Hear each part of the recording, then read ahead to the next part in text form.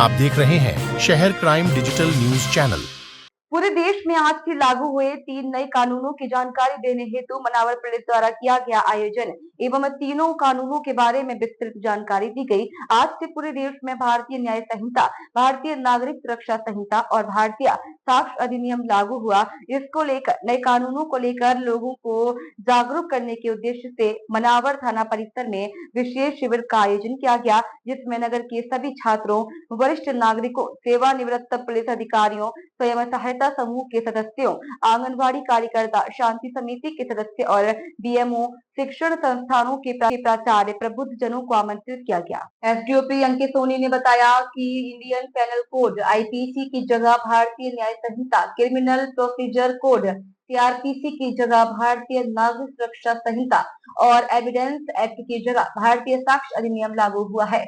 नई न्याय संहिता के साथ लागू होने वाले कानूनों के प्रति लोगों को जागरूक करने के उद्देश्य से शिविर का आयोजन किया गया। इस अवसर पर एसडीओपी अंकित सोनी, एडीपीओ रमेश चंद्र डामोर, शासकीय अधिवक्ता बसंत उदासी ने संबोधित किया। आपको बता दें कि इससे जुड़ी संपत्तियों को जब्त करने का अधिकार भी दिया है। जांचकर्ता पुलिस अधिकारी के संज्ञान पर कोर्ट इसका आदेश देगा।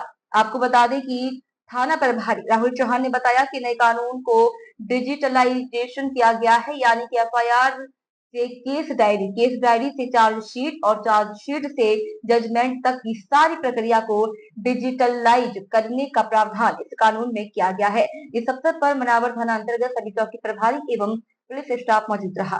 सर, ये जो नया कानून लागू हुआ इसके संबंध में आप विस्तार से बताएं। जैसा कि आप सभी को पता है, आज हमारे भारतवर्ष का एक बहुत ही महत्वपूर्ण दिन है, जिसमें अंग्रेज काल के जो नियम अधिनियम थे, जैसे Indian penal code, Indian evidence act और सीआरपीसी, ये आज से लागू नहीं होंगे और आज से नए कानून इनकी जगह पर लागू होंगे।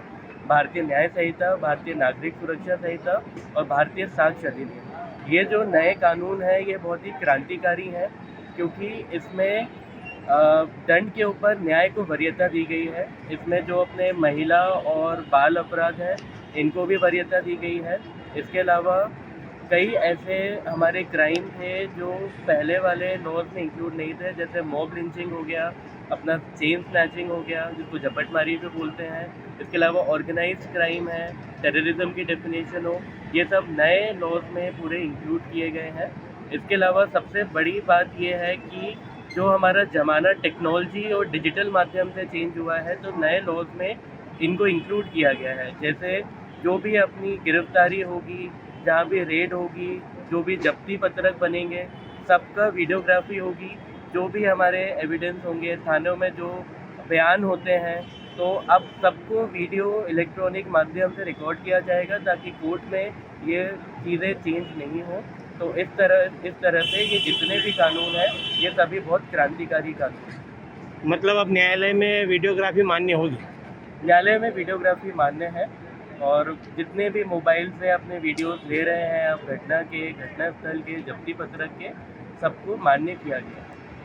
Thank you sir. पहले तो थाना मनावर की टीम की ओर से सबसे धन्यवाद देना चाहता हूँ।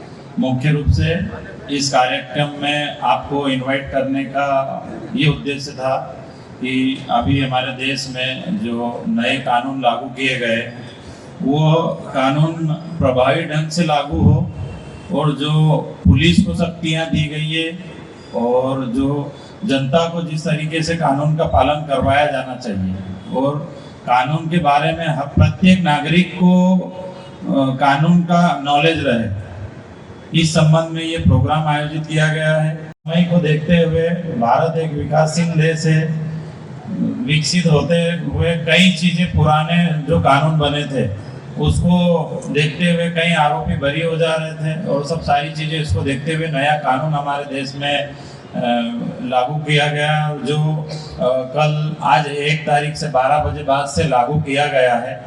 उसके अंतर्गत जो भी एफआईआर, जो भी प्रावधान लागू हुए हैं वो आज से हम लोग एम्प्लॉयमेंट मतलब करेंगे। दूसरा मैं बताना चाहूँगा कि अंग्रेजों के टाइम से चले आ रहे इस कानून को, पहले जैसा कि साहब ने बताया था, पहले दंड दिया करते थे। अब चूंकि दंड भी है और फरियादी को न्याय भी मिलेगा,